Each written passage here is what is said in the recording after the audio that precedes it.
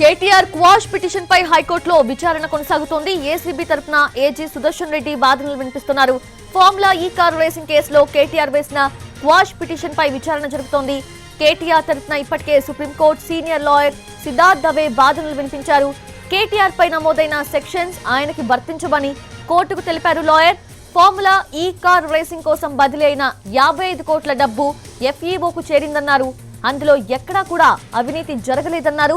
ఎన్నికల కోడ్ కి ముందే ఫార్ములా ఈ కార్ రేస్ అగ్రిమెంట్ జరిగిందని, కనుక ఎన్నికల కోడ్ కూడా వర్తించదని వాదించారు. పాలసీ నిర్ణయాలకు మాత్రమే ఎన్నికల కోడ్ వర్తిస్తుందని కోర్టుకు తెలిపారు లాయర్.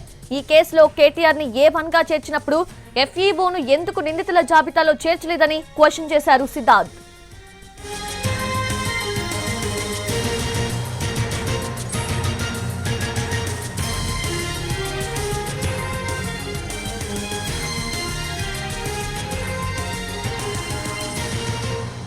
అయితే ఎఫ్ఈఓతో అగ్రిమెంట్ చేసుకున్నారు, కానీ దాని ద్వారా ఎలా లాభాలు వస్తాయో చెప్పలేదని వాదించారు ఏజీ సుదర్శన్ రెడ్డి. 3 దఫాలుగా నగదు బదిలీ చేశారని, 55 కోట్లు ఎలాంటి అనుమతులు లేకుండా ఎఫ్ఈఓకు బదిలీ చేశారని న్యాయస్థానం దృష్టికి తీసుకెళ్లారు.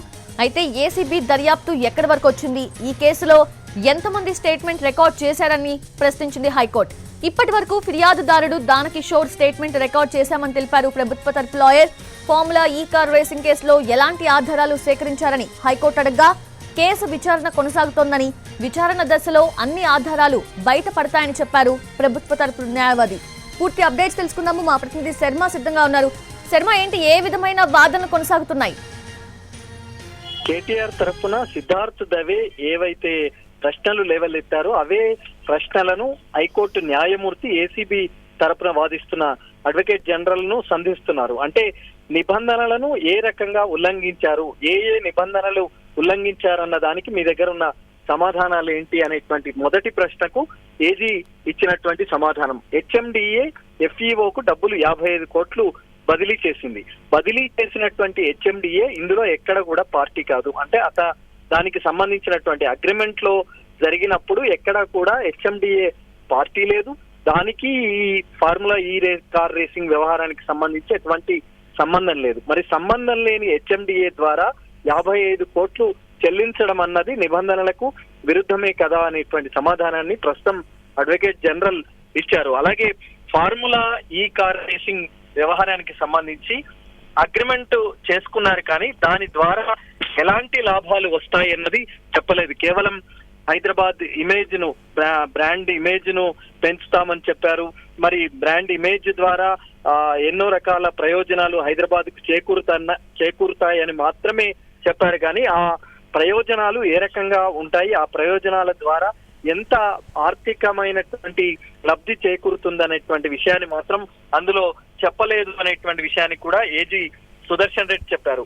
3 దఫాలుగా నగదు బదిలీ చేశారు. మరి బదిలీ చేసినటువంటి నగదులో 55 కోట్లు ఎలాంటి అనుమతులు లేకుండా, అంటే ఎలక్షన్ కమిషన్ గాని, ఆర్థిక శాఖ గాని, చీఫ్ సెక్రటరీ గాని ఈ రకమైనటువంటి అనుమతులు, వీళ్ళ ద్వారా అనుమతులు లేకుండా 55 కోట్లు నిధులను బదిలీ చేయడం అన్నది కూడా ఒక రకంగా నిబంధనలను ఉల్లంఘించడం అనేటువంటి విషయాన్ని చెప్పినటువంటి సందర్భం. మరి ఇప్పటి వరకు కేవలం దానకిషోర్ స్టేట్మెంట్ మాత్రమే రికార్డ్ చేశామని ఏజీ చెప్పారు. ఎందుకంటే దానకిషోర్ పిటిషనర్, ఆయన ఫిర్యాదుదారుడు, ఆయన ఫిర్యాదు ఆధారంగానే కేసు నమోదైంది కాబట్టి మొదటగా ఆయన ఫిర్యాదును రికార్డ్ చేశామని చెప్పారు. కానీ ఇదే సందర్భంలో ఇప్పటి వరకు దర్యాప్తు ఎక్కడి వరకు వచ్చింది, ఎవరెవరి స్టేట్మెంట్స్, ఇంకా ఎవరెవరి స్టేట్మెంట్స్ రికార్డ్ చేశారనేటువంటి ప్రశ్నను హైకోర్టు ప్రశ్నించింది ఏజీని. ఇప్పటి వరకు కేవలం దానకిషోర్ స్టేట్మెంట్ మాత్రమే రికార్డ్ చేశామని చెప్పారు. మరి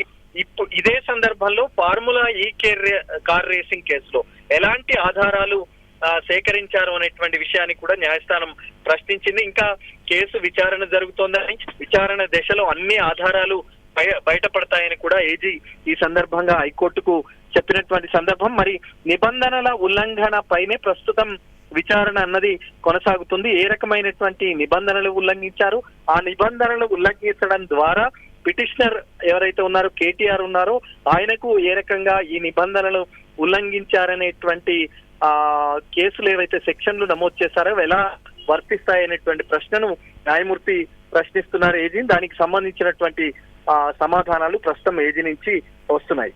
ఇంకా ఎంతసేపటి వరకు కొనసాగే అవకాశం ఉంది ఈ విచారణ వాదనలంతా కూడా శర్మ? ఏసీబీ తరపున ఏజీ వాదనలు వినిపిస్తున్నారు. ఆయన ఇంకో అరగంట 40 నిమిషాల పాటు వాదనలు కొనసాగించే అవకాశం ఉంటుంది. ఆ తర్వాత మళ్ళీ దానకిషోర్ కూడా ఇందులో ప్రతివాదిగా ఉన్నారు కాబట్టి ఆయన తరపు లాయర్ కూడా వాదనలు వినిపించిన తర్వాత మరి న్యాయస్థానం వాదనలన్నీ విన్న తర్వాత ఏం నిర్ణయం వెల్లడిస్తుంది అనేటువంటిది మనం చూడాలి. Soujanya. S Sharma, thanks for the updates.